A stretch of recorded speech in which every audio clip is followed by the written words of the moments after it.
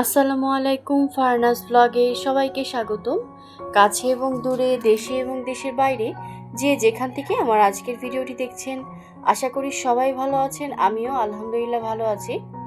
আজকে দারুণ মজার একটা আমের ডেজার্ট নিয়ে হাজির হয়ে গেলাম। 100% গ্যারান্টি দিচ্ছি, এই ডেজার্টটা হয়তো কেউ আগে কখনো খায়নি।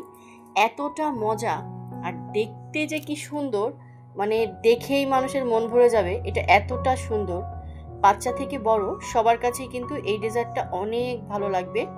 আর একদম ফ্রেশ আম দিয়ে আজকে এই ডেজার্টটা বানানো হবে। আর এতে কোনো ঘিও লাগবে না, মাখনও লাগবে না, কিচ্ছু লাগবে না। জাস্ট খালি মাত্র কয়েকটা উপকরণ দিয়ে কিন্তু বানিয়ে নেওয়া যাবে। দেখতেই পাচ্ছেন আমি খুব ফ্রেশ একটা আম নিয়ে নিয়েছি, আর আমটা কিন্তু অনেক মিষ্টি। তো আমটাকে এখন টুকরা করে করে কেটে নিয়ে আমি এটাকে এখন পেস্ট করে নিব একটা ব্লেন্ডারের সাহায্যে। তো আমগুলাকে এভাবে টুকরা করে নিচ্ছি। এভাবে টুকরা করে নিয়ে পেস্ট করলে খুব সুন্দর মতো স্মুথ একটা পেস্ট হবে। আর সেটা দিয়ে আজকে দারুণ মজার একটা ডেজার্ট আইটেম বানানো হবে। এইভাবে আম কাটতে আমার খুব ভালো লাগে, আর আমগুলো দেখতেও কত সুন্দর লাগে দেখেন। তো এখন এটাকে একটা ব্লেন্ডার জারে নিয়ে নিচ্ছি আমি একটা চামচের সাহায্যে। একটা আম দিয়েই কিন্তু আজকে এই দারুণ মজার একটা ডেজার্ট বানাবো। আর এটা এতটা লোভনীয়, দেখতে যেমনই সুন্দর আর খেতেও কিন্তু দারুণ মজা। আর বানানো কিন্তু একদম ইজি, মানে খুবই মজার। তো আমের টুকরাগুলো আমি একে একে কিন্তু ব্লেন্ডার জারে নিয়ে নিলাম। দেখতে পাচ্ছেন আমি কিন্তু সবগুলো ছাড়িয়ে নিছি। তো এখন আমি এর মধ্যে 3 টেবিল চামচ চিনি দিয়ে দিলাম। আমি যে পরিমাণ আজকে বানাবো সেই পরিমাণ অনুযায়ী আমি এখানে 3 টেবিল চামচ দিয়ে দিলাম। আর যেহেতু আমটা অনেক মিষ্টি, আর এই আমটা পেস্ট করার সময় অবশ্যই কিন্তু এক ফোঁটাও পানি ইউজ করা যাবে না। জাস্ট খালি আম আর চিনিটা পেস্ট করে নিতে হবে, এর মধ্যে কোনো প্রকার পানি দেওয়া যাবে না। আমি কিন্তু এর মধ্যে কোনো প্রকার পানি রান্নার পরেও কিন্তু ইউজ করিনি। পুরো রেসিপিটা দেখলেই আপনারা বুঝতে পারবেন। রেসিপিটা প্লিজ স্কিপ করবেন না, তাহলে কিন্তু অনেক কিছু মিস হয়ে যাবে। সম্পূর্ণ রেসিপিটা না দেখলে কিন্তু পারফেক্ট রেসিপি তৈরি করতে পারবেন না। আর একদম অল্প সময় ঝটপট হয়ে যায়। তো দেখতেই পাচ্ছেন আমি কিন্তু আমের পিউরিটা চিনি দিয়ে যে পেস্ট করে রাখছিলাম, তো সেটা দিয়ে দিলাম। এখন দিয়ে চুলার জালটা মিডিয়ামে রেখে এটাকে কিছুক্ষণ রান্না করে নিব। আর এটা কিছুক্ষণ রান্না করার পর বলক ওঠার পরে তো এখানে আমি হাফ কাপের মতো দুধ দিয়ে দিলাম। দুধটা কিন্তু আগে থেকে ঘন করে জাল করে নেওয়া।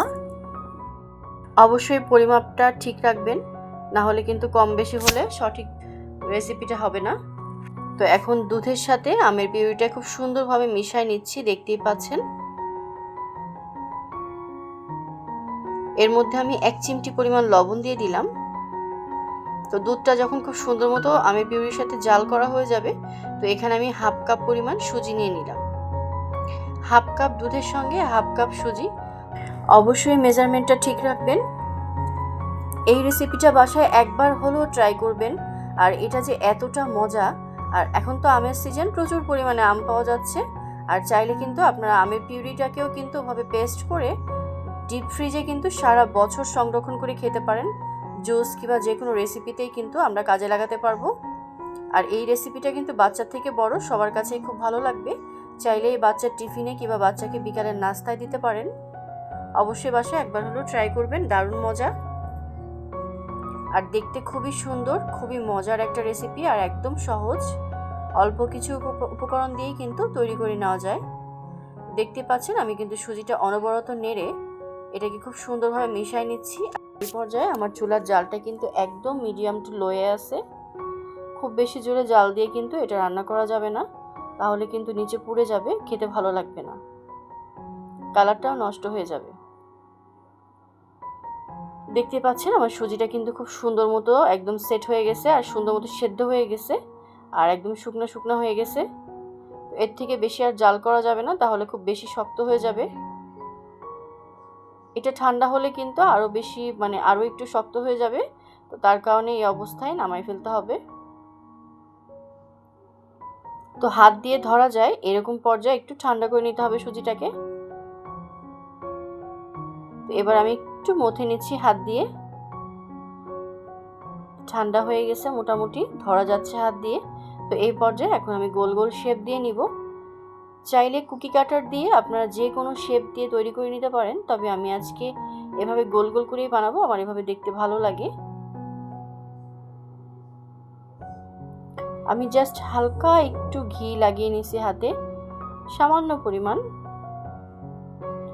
1 ফোঁটার মতো, খুব বেশি না, যাতে স্মুথভাবে আমার এটা গোল গোল করতে সুবিধা হয়। দেখতে পাচ্ছেন আমার এখানে কিন্তু সবগুলো রেডি।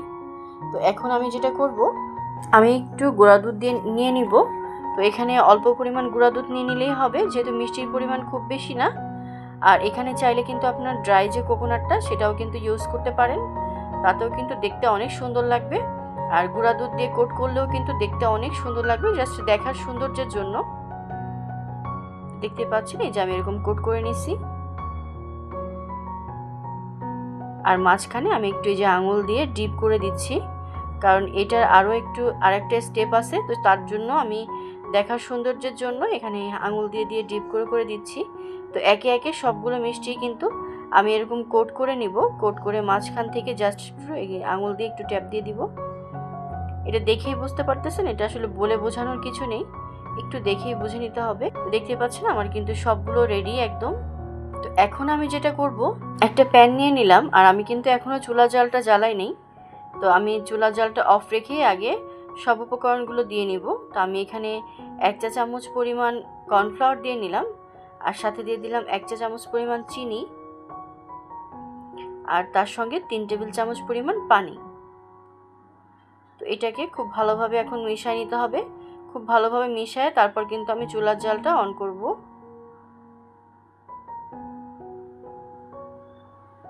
তো দেখতেই পাচ্ছেন আমি কিন্তু চুলার জালটা অন করে দিছি, দিয়ে এখন এটাকে অবশ্যই অনবরত নাড়তে হবে। আমি একটা জেলি তৈরি করব। জেলিটা জাস্ট ডেকোরেশনের জন্য আমি যে মাঝখানে ট্যাপ ট্যাপ করে দিছি প্রত্যেকটা মানে ডেজার্টের উপরে, তো তার উপরে জাস্ট একটু জেলি দিয়ে দিলে দেখতেও সুন্দর লাগবে, আর বাচ্চারা কিন্তু খেতেও খুব পছন্দ করবে। আর এই জেলিটা যেহেতু একটু মিষ্টি দেওয়া আছে, এতে চাইলে একটু আমের পিউরিও দিতে পারেন। তো আমার আসলে আমের পিউরিটা দেওয়া হয়নি, জাস্ট খালি একটু লাল কালার দিয়ে দিলাম আমি, রেড কালার, চাইলে এখানে অরেঞ্জ কালারও দিতে পারেন। তবে আমের ডেজার্টের মধ্যে কিন্তু আমি কোনো এক্সট্রা কোনো ফুড কালার দিইনি, জাস্ট আমেরই কালার কতটা সুন্দর। আর জাস্ট জেলিটার জন্য একটু যাতে দেখতে সুন্দর লাগে সেজন্য জাস্ট একটু ফুড কালার আমি ইউজ করছি, কয়েক ফোঁটা। আমি এখানে রেডম্যানের ফুড কালারটা ইউজ করছি। রেডম্যানের ফুড কালারটা কিন্তু কালারটা খুবই সুন্দর আসে, একদম টকটকে লাল, দেখতে পাচ্ছেন খুব সুন্দর লাগতেছে। মানে আমের যে কালার, একটা কমলা কমলা কালার আসছে, তার মধ্যে এরকম লাল কালার, মানে দেখতে কিন্তু খুবই লোভনীয় লাগতেছে। আর এটা খেতেও কিন্তু অসম্ভব মজা। আজকের রেসিপি কেমন লাগলো অবশ্যই কিন্তু কমেন্ট করে জানাবেন। রেসিপি ভালো লাগলে একটা লাইক দিয়ে দিবেন, আর অবশ্যই আমার চ্যানেলটি সাবস্ক্রাইব করে সবাই পাশে থাকবেন। যারা অলরেডি সাবস্ক্রাইব করছেন তাদেরকে অসংখ্য ধন্যবাদ, আর যারা এখনও করেননি প্লিজ আমার চ্যানেলটি সাবস্ক্রাইব করে সবাই পাশে থাকবেন। পাশে থাকা বেল বাটনটা অন করে দিবেন, যেন নতুন কোনো ভিডিও ছাড়ার সঙ্গে সঙ্গে সবার আগে পৌঁছে যায় আপনার কাছে। দেখতেই পাচ্ছেন ভেতরটা কতটা সুন্দর লাগতেছে। আর এই মিষ্টিটা খেতে কিন্তু অসম্ভব মজা, আর সাথে কিন্তু আমের এত সুন্দর একটা ঘ্রাণ, মানে 1 চামচ খেলেই কিন্তু মন ভরে যাবে। আর এটা কিন্তু ফ্রিজে রেখে একটু ঠান্ডা ঠান্ডা পরিবেশন করলে কিন্তু খেতে খুব ভালো লাগবে। অবশ্যই বাসায় একবার হলেও ট্রাই করবেন, আর আমাকে কমেন্ট বক্সে জানাবেন রেসিপি কেমন হলো। এই রেসিপিটা বাসায় একবার হলেও ট্রাই করবেন, আমি অনুরোধ করতেছি। এটা দেখতে যেমন সুন্দর, এটা খেতেও কিন্তু অসম্ভব মজা। আর বাচ্চা থেকে বড় বাসার সবাই কিন্তু এটা খুবই পছন্দ করবে, আর খুবই লোভনীয়, দেখে মানে খেয়ে আপনার প্রশংসা করবে, এতটা মজা। তো আজকের মতো এখানেই বিদায় নিচ্ছি। সবাই ভালো থাকবেন, সুস্থ থাকবেন। পরবর্তী রেসিপি দেখার আমন্ত্রণ জানিয়ে সবাইকে আল্লাহ হাফেজ, আসসালামু আলাইকুম।